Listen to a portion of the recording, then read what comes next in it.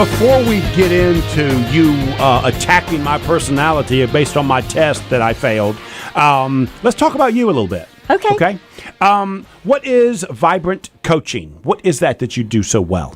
Because obviously you impress people enough that 4 or 5 of them told me you got to get Nicole on. You surround yourself with some solid people, I got to say. So what I do is organization development. So whenever you have a business, you know that, there's a product, there's services, but then there's these humans that have to carry out the service and the selling of the product. The pesty employees that you just got to have. Yeah, absolutely. And so, my thing is like, if we could all understand each other and we could understand that this is about leadership of self, leadership of the organization, and then, of course, our opportunity to lead in the community, like Statesville leadership, right. That we can really do a much better job if we have a little self-control. So your focus is on the personnel side. Is it also with the owners themselves? Absolutely. So what I do is I take them through a coaching methodology that I call SHINE. So the first thing that I do with everybody is we do what's called self-assessment. So our personality is a big part of that, right? Like turning the mirror inward, how am I wired, that kind of thing. And how do I show up? In fact, the most powerful question any leader can ask themselves, anybody can ask themselves is, what is it like to experience me? I think I told you when I woke up this morning, I looked in the mirror and I looked over at my lovely wife and I said, honey, you are married to the finest, best looking man in Cornelius. Nicole, in case you don't know, whenever you hear that bell, that means that they're making fun of me. You understand that? I do. Because that bell I'm is glad you lost the aggravating. mustache, in the lead-in. Yeah. So it must have been after the mustache that this best-looking man Cornelius thing happened.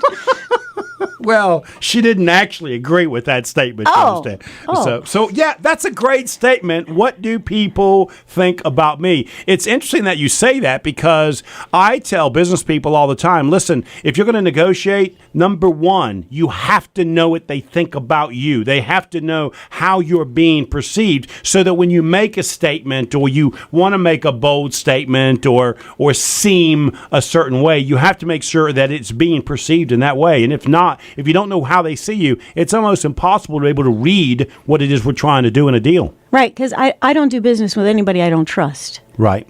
So what is it like to experience me? And the bottom line is, can I trust this person? Do they have, a good thought about how this is going to end up? We're both going to have what Stephen Covey always called the win-win, right? Right. Yeah. So this is really important to be able to be trustworthy.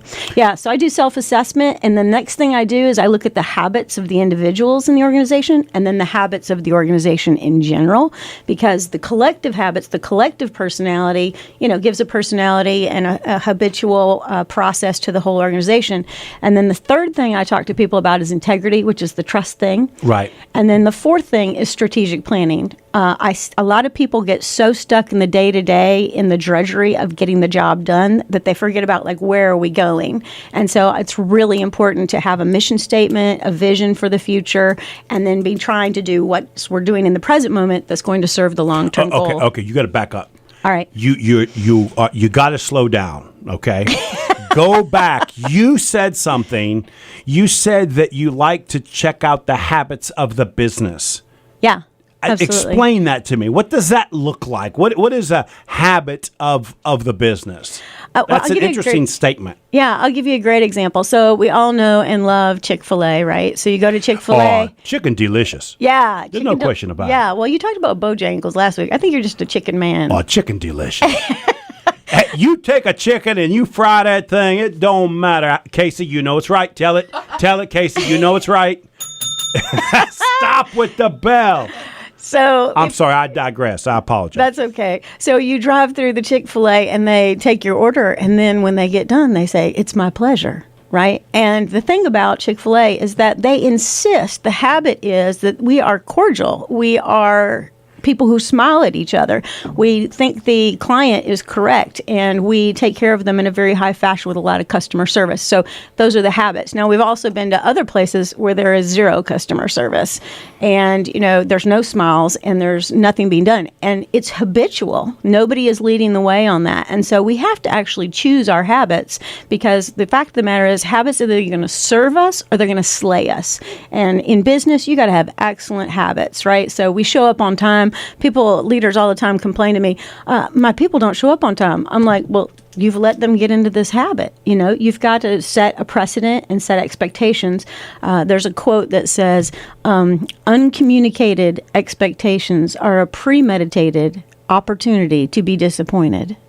See, now you just way too deep. And let me just do this. I'm just going to sum it up. Let me say it again. I'm just going to sum it up real easy for you. I got a buddy of mine. We call him Speedy. We actually call him Not So Speedy. Because he will always be late. So now what you're telling me is he's doing that for a reason to mess with me. That's what's really happening here. Absolutely. Okay, I'm going to have to consider this carefully. Yes, you need to. And you got to set up the expectation for your people. We are people who arrive on time. We're people who get our work done. That's what we do. So say that. Okay, make that statement one more time. Okay, uncommunicated expectations are a premeditated opportunity to be disappointed. It's such a great statement. In my world, that's the first thing I try and do is define the expectations. I want them to know what I think I can do for them. That's so important for me to do that. Absolutely. Yeah. I worked with a dentist one time, and he said, well, we hired this new receptionist, and every morning she comes in and she sits down her breakfast and she eats it right there at the front desk. And I said, well, did you ever tell her we don't eat breakfast at the front desk? He said, I didn't think I had to tell her. And you and I both know you have to tell everybody every detail of what experience you want to have with them. Right. And so setting up these habits and expectations in advance and reinforcing them is really the business owner's responsibility. You can't sit around hoping and wishing people would do. Right. This reminds me of years ago. I had a bunch of restaurants inside office buildings, and we did not have staff meetings very often because I'm a one-on-one kind of guy. But, every now and then we'd have one, and they would laugh because I start the staff, and this is about 130 employees, and I start it with the answer to the customer's question is yes.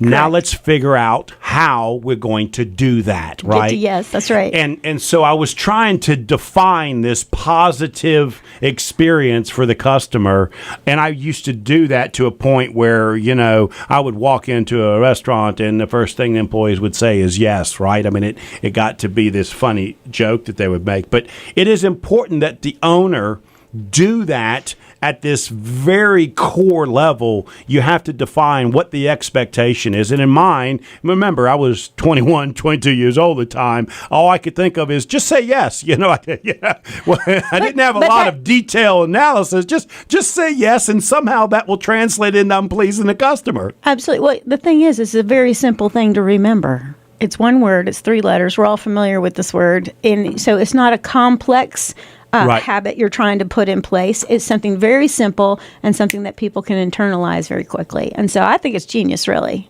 What? Yes, she did. Yes, she said it. Genius. Almost got a ding. Not quite. Not quite. We're going to have to try harder. We got a few minutes left in the show. We'll get it done. Oh, Nicole's going to be a spectacular co-host. Called me a genius. That's right. Casey's over here rolling her eyes. So, how did you get in the business of coaching? Because you've got to have this certain level of experience and skill set to be able to help other business people. Yeah, so I started working when I was really young. I worked at a Baskin-Robbins in Toledo, Ohio, when I was 14 years old. And by the time I was 15, I had keys to the store.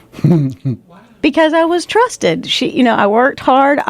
There's something really wonderful about delivering customer service, somebody handing you money, ringing that cash register, and back in the day, like it was a cash register. Yeah, the big buttons. Yeah, cha-ching, yeah. cha-ching. And you'd put that money in there, and you'd clean it up and make people happy. I mean, I think at the end of the day, being in business and being successful is about making other people happy. And I don't know anything better to do on planet Earth than that.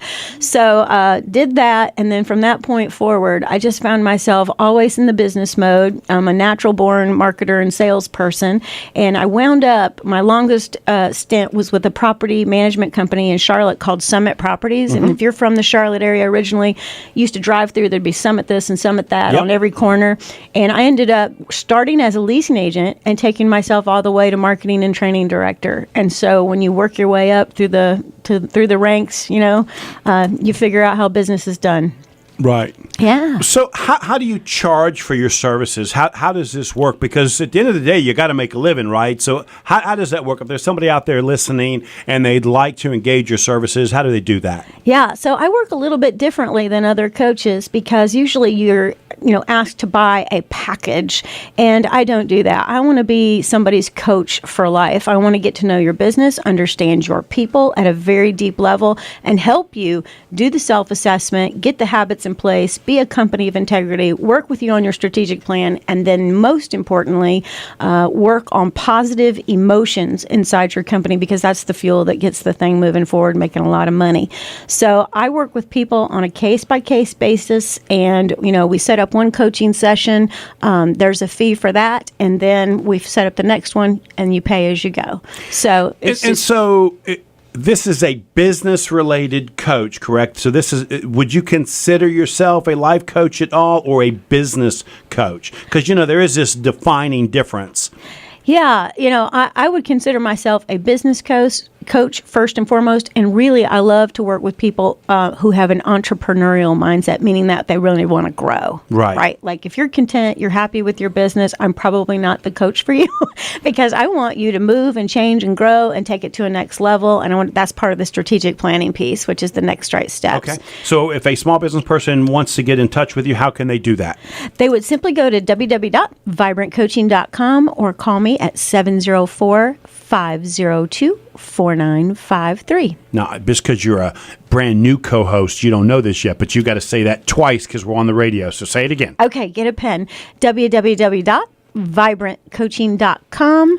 My phone number is 704-502-4953. Great. We are talking to Nicole Greer with Vibrant Coaching, Strategies, Systems, and Smarts. And Ding! Boy, is she smart.